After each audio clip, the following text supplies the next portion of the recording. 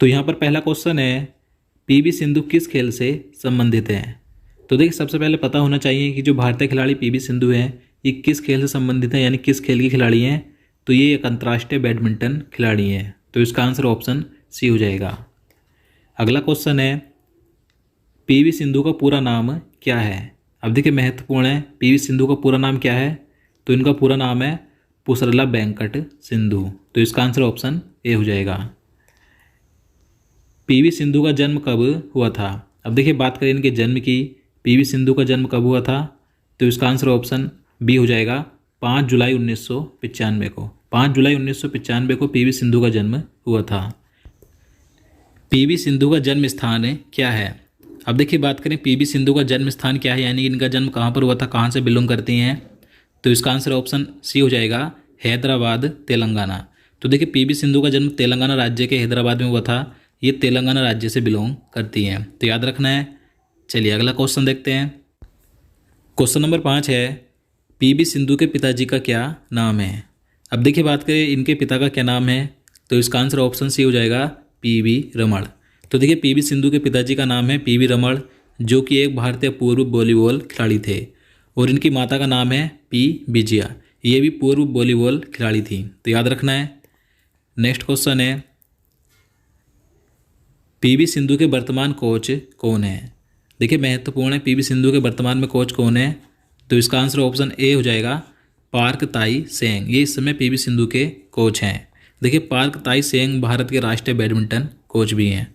और देखिए बता दो, जो पुलेला गोपीचंद थे ये पीवी सिंधु के शुरुआती कोच थे। टोक्यो ओलंपिक 2020-21 में पीवी सिंधु ने कौन सा मेडल जीता है। तो देखिए मोस्ट इंपॉर्टेंट क्वेश्चन है। अब देखिए मैंने यहाँ पर टोक्यो ओलंपिक 2020-21 क्यों लिखा है, क्योंकि जो टोक्यो ओलंपिक थे ये 2020 में होने वाले थे, लेकिन कोविड की वजह से ये 2020 में नहीं हो पाए, इसलिए 2021 में हो रहे हैं।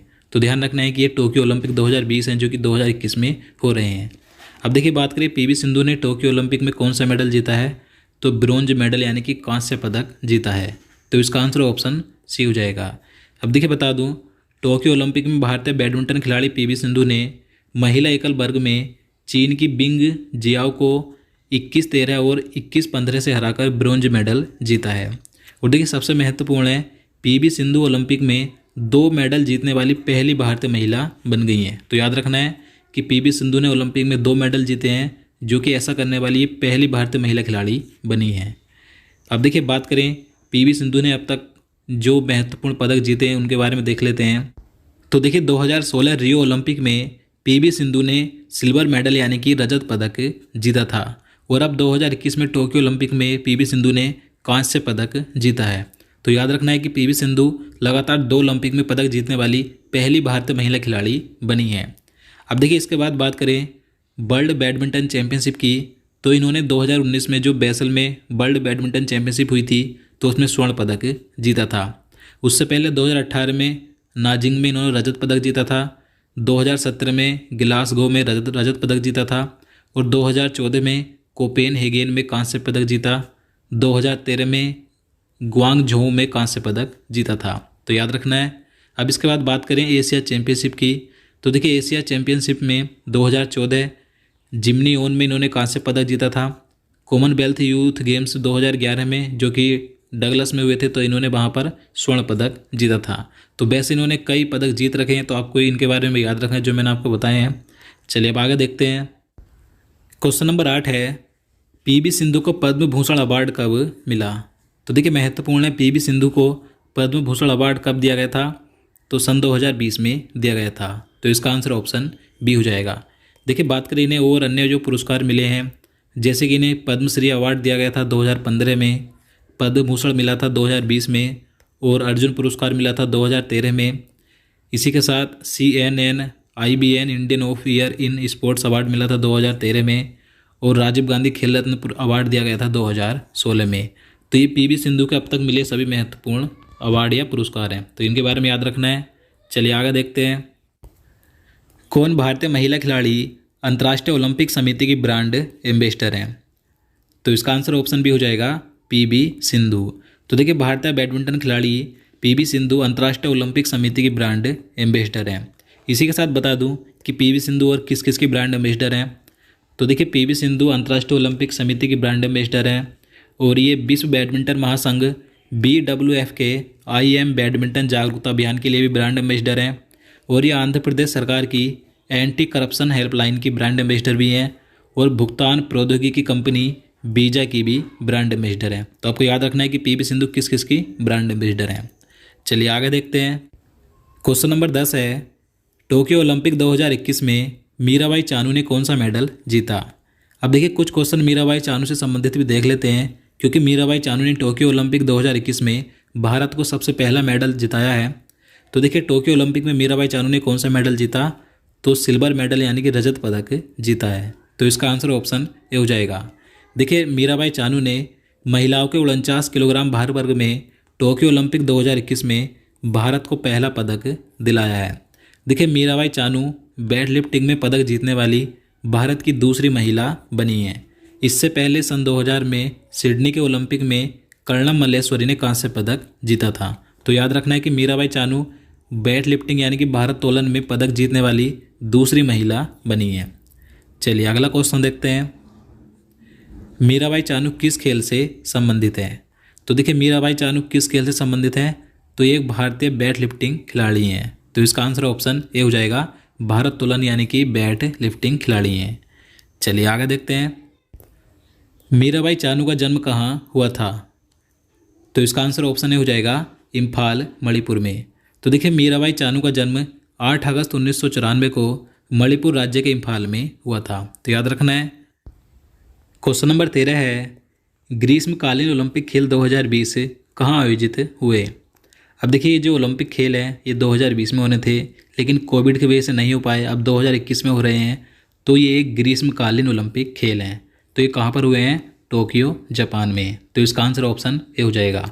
अब देखिए कब से कब तक हुए, तो 23 जुलाई 2021 से 8 अगस्त 2021 तक। कहाँ पर, टोक्यो जापान में। देखिए इससे पहले जापान में 1964 में, 1972 में और 1988 में ओलंपिक खेलों का आयोजन हुआ था और अब 2021 में चौथी बार जापान में इनका आयोजन हुआ है। अगला क्वेश्चन है, ओलंपिक खेलों का शुभंकर क्या है। तो देखिए महत्वपूर्ण है, टोक्यो ओलंपिक खेलों का शुभंकर क्या है, तो मिराई तोबा है। तो इसका आंसर ऑप्शन ए हो जाएगा। और देखिए इसी के साथ पैरालंपिक खेलों का शुभंकर क्या है, तो सोमाइटी है। तो दोनों याद रखने हैं, टोक्यो ओलंपिक खेलों का शुभंकर मिराई तोबा है और पैरालंपिक खेलों का शुभंकर सोमाइटी है। चलिए अगला क्वेश्चन देखते हैं। टोक्यो ओलंपिक के उद्घाटन समारोह में भारतीय ध्वजवाहक कौन थे। तो इसका आंसर ऑप्शन भी हो जाएगा, MC मैरी कॉम और मनप्रीत सिंह।